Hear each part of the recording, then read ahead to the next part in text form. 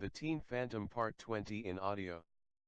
After an hour and a half Charlotte finishes with her work. It has been a little stressful, so she goes into the library and stretches out in a recliner.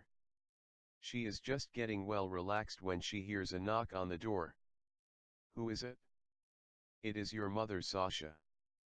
She sounds very emotional.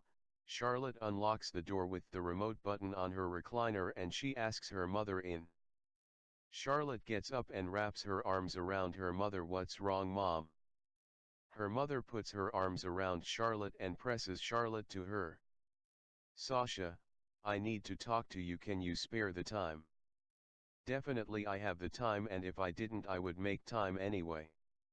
Her mother sits in the recliner opposite Charlotte. She looks at Charlotte as if Charlotte is not there. Her mother is deep in thought. My life has slowly fallen apart since I did that awful thing to you. I have had no respect from any of the students since. I tried to persuade Reverend Weasel that we should both openly apologize to you. He said it just was not in him to do that. He said he could not take being beat down by a little 8-year-old brat. It truly hurt me for him to speak of you in that manner. I didn't have the moral fiber to say what I should have. I want you to know I am very sorry. I know you are more opposed to vanity than anyone I know. I was very humiliated during your speech. A part of me was very proud of you though. Sasha, do you think there are angels that come and talks to us today as they did back in Bible time? I think there can be. I have never experienced any. They are just messengers. Why do you ask? It is one of the reasons I came to talk to you. I appreciate your kindness. I believe you do love me very much, though I do not deserve it. Please don't say that. You are my mother. I do love you very much. You do deserve my love. You have had hard things to deal with in your life. I met someone this morning that was very inspiring. I have much more respect for you and Jane. Her mother is very concerned and a soft smile spreads across her face. Was it a little girl? No, a gentleman. He may be over 100 years old. Her mother looks very thoughtful. Over 100 years old, maybe he is an angel then. I doubt that he is. I know where he lives. He invited me back anytime. He enjoys visiting with me and he knows all about our family.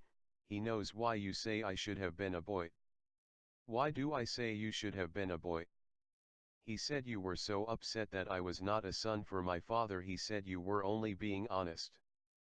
I thought you were upset because he treated me like a son. I have never told anyone how sad I was for not giving your father a son. Of course I was upset about how he dealt with you. I was a little jealous. You seemed to be so close to him, just like one was the missing part of the other. I love Jane very much, but I knew she just did to please me. I knew we would never be close like you and your father are. It was hard to give you up to replace the son I should have had for your father. Oh Mom, I am your little girl too. I am not just Dad's little girl. It was not your fault you had me instead of a boy. I am very happy to be a girl. I am glad I am not a boy and Dad is not displeased. When I left the school I was very mixed up and troubled. I was so mixed up that I missed our drive and was about a mile past before I realized I had missed it. I pulled over onto the gravel on the side of the road. I was frantic. I glanced over into the forest and saw this little girl feeding a couple of squirrels. She had the most beautiful golden hair, and as I observed her I wondered who she could be and why was she out there in the forest alone. She looked up at me and immediately slipped off the stump she was sitting on and ran toward me. I have never seen anyone run as she did. She was so graceful. She leaped onto the hood in a reclining position. Then she began to communicate with me without using any words. I think she was an angel. She said I condemn others and myself for things that are not wrong because I don't understand. She told me things no one knows but me. She knew what I was thinking. As she slipped off the hood she let me know that I should not turn around. I should go straight ahead to get home, which I did. It is still very confusing. The only thing that makes any sense is that I had not passed our drive as I had thought. When she left she went back the same way she had come and disappeared among the trees. I had really wanted to talk to your father. I am told he will not be back until Thursday. I am so sorry, I have treated your father badly, he has been so patient and understanding, I do not see how he can miss the open house on Sunday. He has been working for it for over 2 years. I think all of the things the little girl told you are true. I can understand why you would think she is an angel, at least she is certainly a different sort of little girl than we are accustomed to. Do you think it is possible, she is not an angel? Would it make any difference if she was not an angel? You said she told you the truth and it made sense. Would the truth be any less important if she was just a little girl? I hardly know what to think. Her personality made me feel like I was ice and was melting away. Charlotte enters her isolated little world. I don't dare tell my mother that her angel is just a little girl that I know, but I would like to very much. Sasha dear, you are as wonderful as that little angel, in your own way you are just as gifted. My jealousy has blinded me, I don't know why I was jealous, but I have been. As her mother gets up she says, I truly appreciate you taking time for me. I have enjoyed the time, Mom, don't worry about anything, it will all work out. After her mother leaves she gets back into her meditation. She is very successful as her mother has brought her peace. Charlotte finishes with her meditation, then she puts her ears on to get in touch with Nikki or Jane. Evidently Jane is the only one with her ears on. Jane, are you still in your room and has Mello called? Yes, I got off the phone with him quite a while ago, he says he is sending Nikki over for me.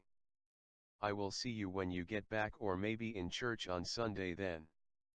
You do plan to bring Mello to church on Sunday, don't you? I had not thought of it. Do you think he would come? He definitely will. He is looking forward to meeting Mom. But what would Mom think about me bringing a boy to church? I have not talked to Mom since I went with you and Nikki. What is there for her to think? She certainly knows by now. She cannot keep you in a cage all your life. Don't fret, Jane. Mom will be happy to see you with such a boy as Mello. You do know he is not the stamped out production model, he is a precision custom built. Mom will love him. What has changed your mind about Mom so much? She is my dear mother and I know she loves me. I do not believe what I am hearing. A short time ago I had to avoid talking about her.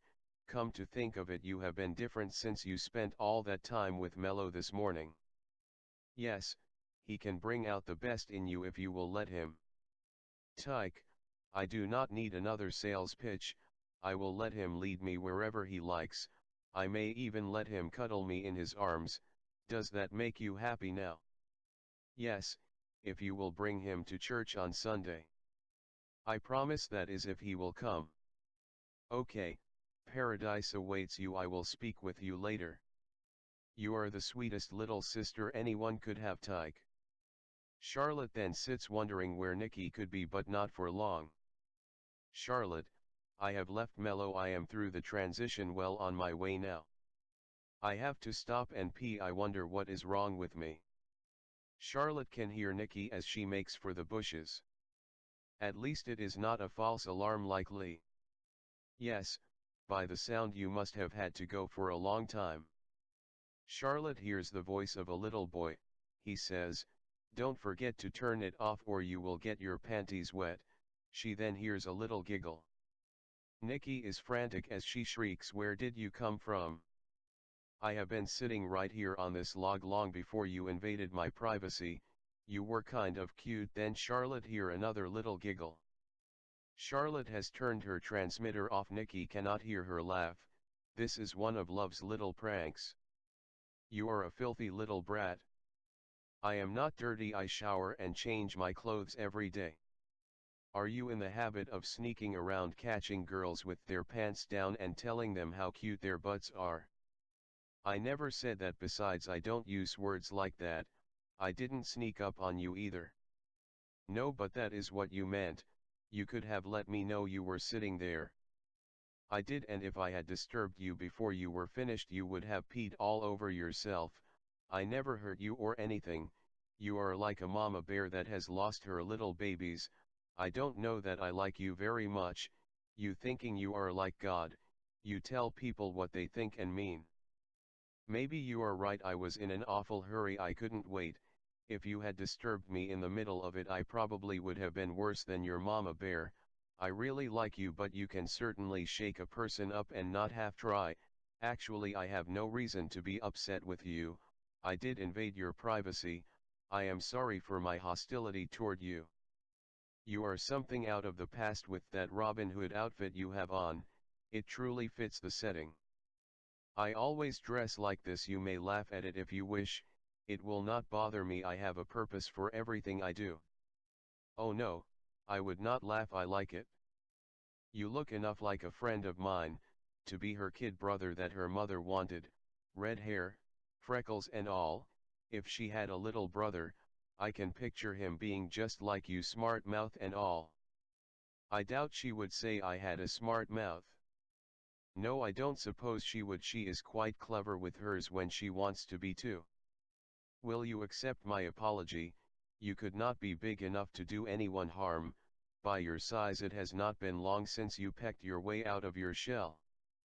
I am no bird, you are one to talk, you talking to your imaginary little doggy. Besides, I would not harm anyone if I were big like you. I do not need to hurt people to defend myself, I just trick them and they hurt themselves. You do talk big for being such a scrawny little fragment, Buster. I am not a piece of anything, I am all here. How did you know my name? I don't, Buster is just an expression. I don't like my name Buster, though my friends call me Lightning, because I am so fast. You sound like a little girl, I know, she does not like her name either, she wants to be called Love instead. That is neat, what is her name? Agape, it means love in Greek. That is a pretty name, but it does sound like a little fish, maybe that is why she doesn't like it. You mean a guppy, you may be right, I had not thought of that. She is a strange little girl, but she is the cutest I have ever seen. In fact she is as strange a little girl as you are a little boy. How old are you? I am old enough not to talk to an imaginary little doggy. That is supposed to be very funny, isn't it? I don't know, you are a bit old to have an imaginary doggy. Of course there are other reasons to pretend, and you could have been talking to yourself. It's boring if you get no reply. Yes, you do understand, you are certainly no dummy. I would not like matching wits with you if life depended on it. Now since that is settled, would you mind telling me where you live? And how you got over the fence? It is a secret I would show you if you were a good friend like Charlotte and not accuse me of all kinds of mean things. You should not try getting over the fence, though you may fall and hurt yourself. You are a conceited little thing. No, I would hate to see you hurt yourself. I do like you when you are not mean. I can see how older boys could really like you a lot, all of you, not just fragments, and Lightning giggles. Now that is it, Buster. Why can't you be like just any ordinary little boy? Because I am not like any other little boy, I am fast as lightning and my parents taught me good manners. Please, what will it take for you to forget all about catching me with my pants down? There comes a little giggle and then, I have forgotten it like it never even happened. You are the one that must like to talk about it, you keep bring the subject up. Oh no, you win, I cannot take this. I am very late now, I do not have any more time to waste with you, all of me, not just fragments. I like to talk about it. I am the one that is mean, and I am the one that is always giggling, I suppose too. Kid, I am out of here, you are very frustrating. Charlotte can hear Nikki start back to the trail for her bike. I like you a lot, Lightning, but I think you are being a brat. What's your name? It is Nikki.